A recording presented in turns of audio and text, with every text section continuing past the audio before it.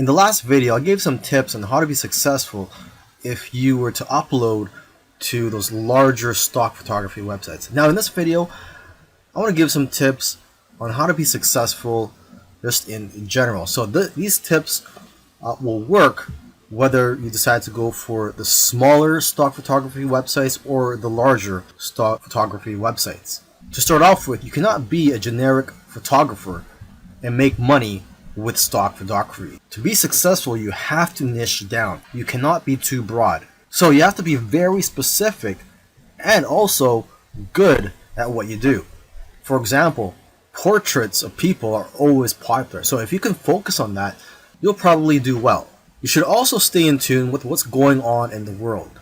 People who are talking about the popular topics of today need images to support what they're saying. And if you are going to be uploading to multiple stock photography websites, you can use an app called MicroStalker for tracking your sales across multiple agencies. And lastly, if you're consistent, you'll increase your chances of being successful with stock photography. You'll do best if you upload a small amount of photos consistently.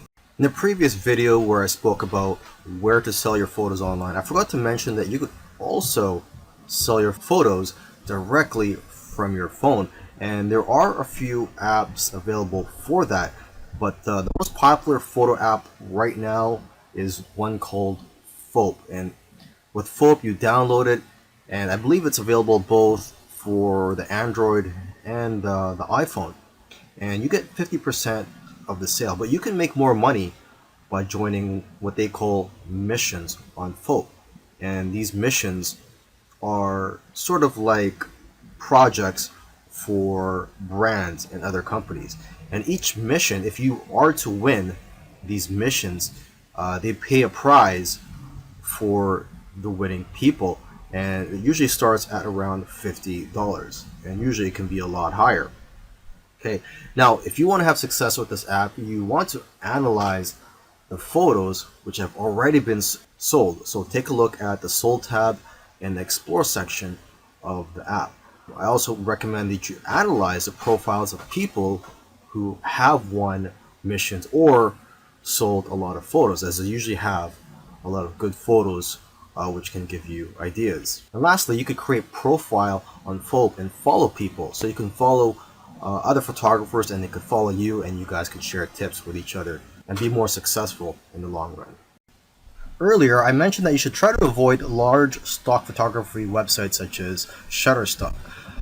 However, if you're new and you want to gain some experience, or for whatever reason, if you feel that large stock photography websites are for you, here are some keys to success.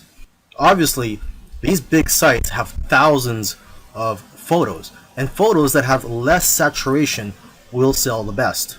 For example, pictures of cats, unless there's something unique about the picture, won't do as well as pictures of animals in the wild.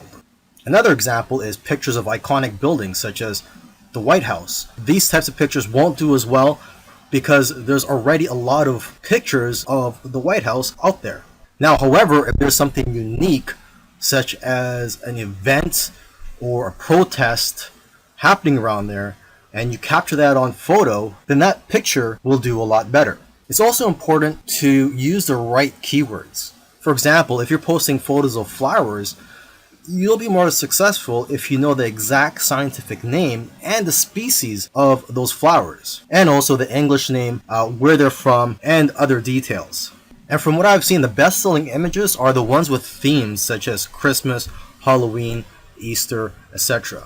And new images usually sell better than old images, simply because old images tend to get buried in the search results. Selling your photos on stock photography websites is great. However, there is a lot of competition, and it is harder to make money nowadays than it is in the past. So one thing I like to tell people who are involved in stock photography, if they want to take their business to the next level, is to start their own website and just sell photos from your own website. And what I like about being in control, having your own website and selling your photos from your own website, is that you can collect the emails of your customers and people who visit your website. And basically, whenever you have new photos, you can notify your list of subscribers. You could also offer deals from time to time. You see, when you have an email list, you could just email them whenever you're in need of some cash flow. Now, what I recommend you do is, if you are going to start your own website, is to make your website focused on one niche. I know of somebody who made $4,000 in 1 month from his own site.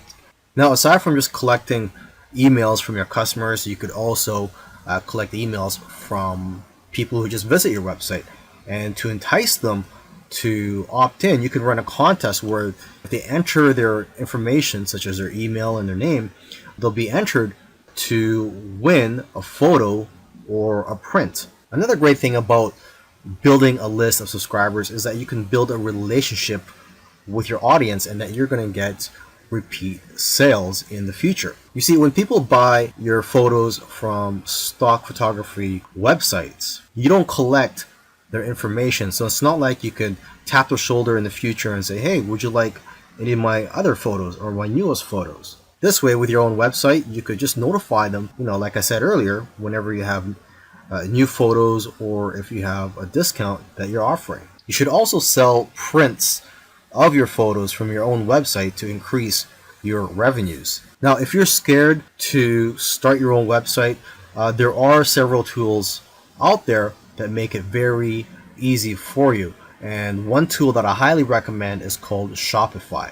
One good feature of Shopify is that they will contact somebody who abandoned their shopping cart and they'll get reminded to purchase from you. And there's all types of themes available for you to use from Shopify.